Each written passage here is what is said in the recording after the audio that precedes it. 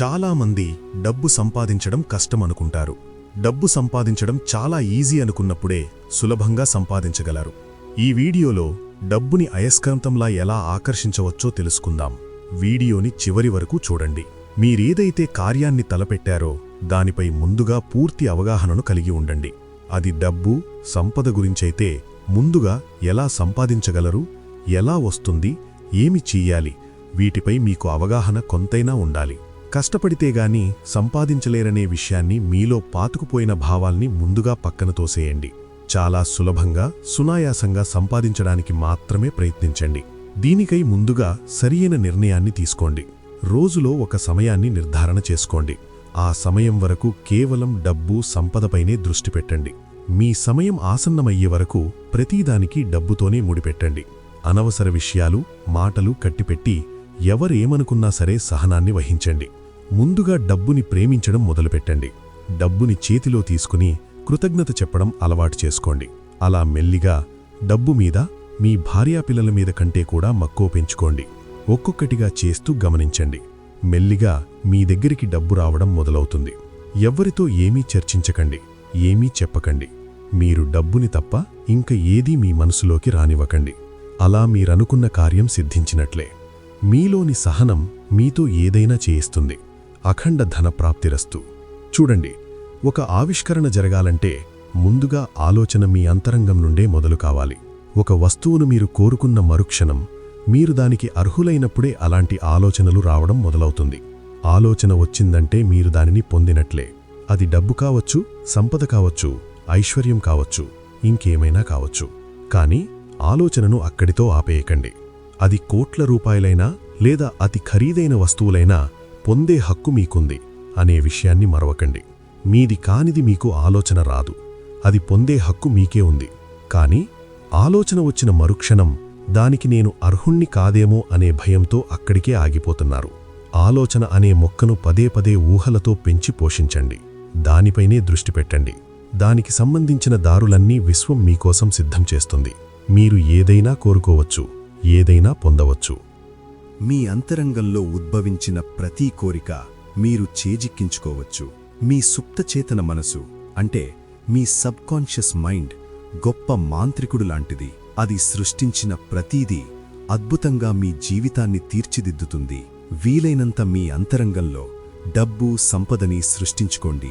మీరు ఎంత ఎక్కువ మొత్తంలో ఊహిస్తే అంతగా నిరంతర ప్రక్రియలాగా పొందుతూనే ఉండవచ్చు. టామ్ అండ్ జెర్రీ కార్టూన్లో ఎప్పుడూ జెర్రీ మాత్రమే గెలుస్తుంది. ఎన్ని రకాల ఇబ్బందులొచ్చినా, టామ్ ఎంత ఇబ్బంది పెట్టినా చివరికి జెర్రీదే గెలుపు తథ్యం. అంటే తనపై తనకున్న నమ్మకాన్ని అది ఎప్పుడూ కోల్పోలేదు. ఏ చిన్న సమస్య వచ్చినా మనం భయపడిపోతాం. సమస్యను ఎదుర్కొనే స్తోమత ఉన్నా భయంతో మరచిపోతాం. ఇక్కడ జెర్రీ ఎన్ని అవాంతలాలొచ్చినా తన గెలుపు మాత్రమే ఊహిస్తుంది. శత్రువు తనకంటే బలమైన వాడని భయపడే కంటే మీ గెలుపు మీద నమ్మకం పెట్టినప్పుడు విశ్వం మిమ్మల్నే విజేతగా మారుస్తుంది. కాబట్టి డబ్బంటే ముందుగా భయాన్ని వీడండి. నేను ఎంతైనా సంపాదించగలను, ఎంతైనా ఖర్చు పెట్టగలను అని అనుకోండి. గొప్ప గొప్ప వాళ్లు ఎంతోమంది ఆర్థిక ఇబ్బందులతో కుప్పకూలిపోయినా కూడా మళ్లీ తిరిగి కోలుకున్నారు. తమ తమ జీవితాల్లో పాజిటివ్ని చూడటం వల్లే అది సాధ్యమైంది. మీరైతే ఏం చేస్తారు? జరిగిన నష్టాన్ని ఊహిస్తూ ఇంకా నష్టాల్లోకి జారుకుంటారు కదా. కాని ఎప్పుడైతే కుంగుబాటులో విజయాన్ని తలుస్తారో మీకు విజయమే వరిస్తుంది. విజయోస్తు. కోటి రూపాయల డబ్బుని ఒక్క దగ్గర ఎప్పుడైనా చూశారా? అది మీదైతే ఎంత బావుండో అనిపించిందా? అనిపించిన మరుక్షణమే మీరు కోటి రూపాయలు పొందారు. కాని దాన్ని అలాగే పట్టుకోకపోవడం మూలాన అది మీకు దక్కలేదు. లేదా కోటి రూపాయలంటే భయమేనా మిమ్మల్ని ఇప్పటివరకు ఆ ఆలోచన కూడా రానియలేదు. ఎప్పుడైతే డబ్బంటే భయం లేదా పొందలేమన్న ఆలోచనతో మీరుండిపోతారో అది మీ దగ్గరికి రాకుండా పోతుంది. 1,00,000 రూపాయలు కూడా చూడలేనివారు ఈరోజు మన సబ్జెక్ట్ ద్వారా కోటి రూపాయలు చాలా సులువుగా సంపాదించారు. అంటే మీ ఆలోచనల్లో భయం ఇంకా మిమ్మల్ని పట్టి పీడించే వరకు అవి దూరంగానే ఉంటాయి. ఎప్పుడైతే భయాన్ని వదులుతారో మెల్లిగా డబ్బు రావడం మొదలవుతుంది. ఒక స్థాయికి వచ్చాక మీరే అంటారు, కోటి రూపాయలు చాలా చిన్నగా అగుపిస్తున్నాయని. శిఖరం కింద నిలుచుని పైకి చూసినవాడికి అది చాలా ఎత్తుగా భయంగా తోస్తుంది. భయాన్ని వీడి పైకెక్కినవాడికి తన కాళ్ల కిందికి శిఖరం పద్మపీఠమై నిలుస్తుంది. ఫ్రెండ్స్, ఇప్పటికైనా డబ్బంటే భయాన్ని వీడండి. మీకు ఒక ప్రశ్న. ఎవ్వరి ఆహ్వానం మేరకు మీరిక్కడికి వచ్చారు? ఈ భూమి మీద మీకు ఏమి పని? మీ తల్లిదండ్రులు కోరుకుంటే వచ్చారా? మీకు మీరుగా వచ్చారా? ఎవరి ఇష్టానికి వచ్చారు? దేనికై వచ్చారు? ఎప్పుడైనా ఆలోచించారా? సమాధానం తట్టడం లేదా? ఎవరికడిగినా సమాధానం లేదు కదూ. మీ తల్లిదండ్రుల కోసమో ఎవరికోసమో రాలేదు. ఆ విశ్వం ఆహ్వానం మేరకు ఒక గొప్ప కార్యాన్ని సాధించడానికి మహిమాన్వితమైన జన్మతో ఆ విశ్వం మిమ్మల్ని తీసుకువచ్చింది. ఈ విషయాన్ని చెప్పేవారు లేక మనము అందరిలా బతికేస్తున్నాము. ఇదే జీవితమనుకుని ఏదో భ్రమలో కాలం గడుపుతున్నారు. ఈ మానవుల మనుగడకి ఎందరో మహానుభావులు వారి వారి ఆలోచనల ద్వారా ఎన్నో అద్భుతమైన విషయాలను ఆవిష్కరించారు. ప్రకృతితో మమేకమై మాట్లాడే మహాపురుషులు, విశ్వంతో అనుసంధానమై రాబోయే కాలాలకు అనుగుణంగా ఎన్నో రహస్యాలను ఎన్నో సంవత్సరాల క్రితమే వ్రాసిన ఋషిపుంగవులెందరో, గ్రహాల స్థితిగతులను క్షణాల్లో లెక్కగట్టి విశ్వరచనను ఆవిష్కృతం చేసిన మహానుభావులెందరో. వారిలాగే విశ్వం మిమ్మల్ని ఇక్కడకు ఆహ్వానించిన మహానుభావులు మీరు అన్న విషయాన్ని మరువద్దు. మీరు ఒక కోరికను బలంగా విస్తరించినప్పుడు విశ్వంలోని ప్రతి అణువు స్పందిస్తూ మీ కోరికను తీర్చే ప్రయత్నం చేస్తుంది. మీరు డబ్బు, సంపద ఏదైనా కోరుకోండి. మీరు కోరుకున్న మరుక్షణం అది ఇలా కావాలని చెప్పటండి. మీకేం కావాలన్నది మాత్రం విశ్వం రచన చేస్తుంది. మీ ఆలోచనకి విశ్వం చేసే పనులకి చాలా వ్యత్యాసముంటుంది.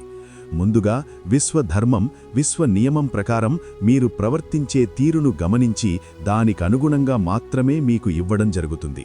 లేదా వ్యతిరేక ఫలితాలను మన దృష్టితో చూడాల్సి వస్తుంది.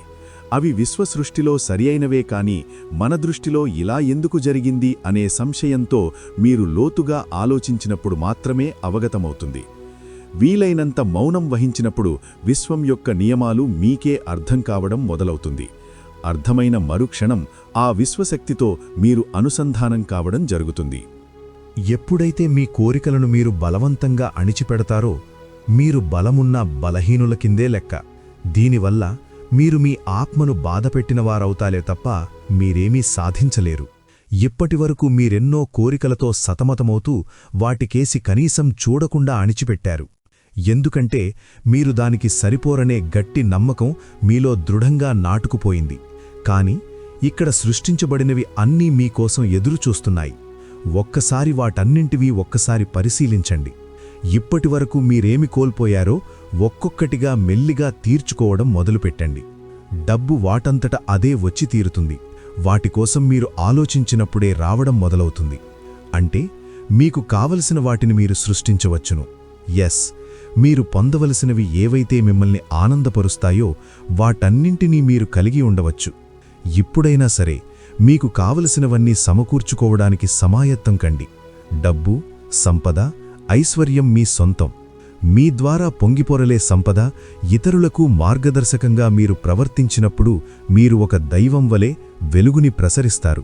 మీరే ఇతరులకు మార్గదర్శి అయి దారి చూపటం జరుగుతుంది. కాబట్టి వీలైనంతగా ఇచ్చే విధంగా తయారుకండి. మీ జ్ఞానాన్ని మీరు ఎంతగా పంచగలిగితే అంతలా మీరు తేజోవంతమైన వలయంలోకి చేరిపోతారు.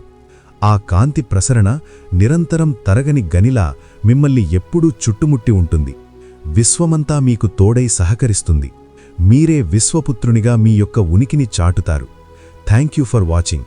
ఇలాంటి మరిన్ని వీడియోస్ కోసం మా ఛానల్ని సబ్స్క్రైబ్ చేసుకోండి. Thank you universe.